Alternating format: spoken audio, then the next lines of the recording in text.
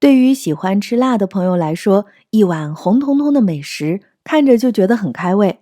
这不，今天在家我突然就想吃肥肠面了，所以赶紧跑去菜市场买了半斤的肥肠，再配一把面条和生菜，做了一碗红彤彤的肥肠面，看着就很有食欲，而且也真的特别的好吃。一起来看看是怎么做的吧。肥肠我买的是煮熟的，回来冲洗干净之后切成小段儿。锅内倒水，倒入少许的白酒，烧开之后，将肥肠倒入锅内，先焯一遍水。等锅内的水二次沸腾之后，就捞出焯好的肥肠。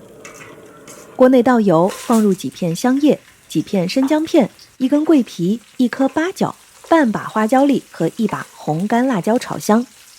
等香料炒出了香味之后，就放入半包的火锅底料一起炒制。炒出火锅料的香味之后呢，就把肥肠倒入锅内翻炒。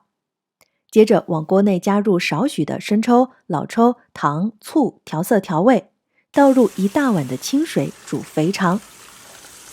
煮到肥肠用筷子轻松的能够扎透，加少许的鸡精调味就可以出锅备用了。接着取一个大碗，里面放入切好的蒜末，加一点点醋。锅内烧水，水开之后呢，放一点盐巴和油，接着就放入面条煮制，放入几片生菜一同煮一下，煮到面条没有白心，捞出煮好的面条和生菜放入大碗当中，先给面条拌一下，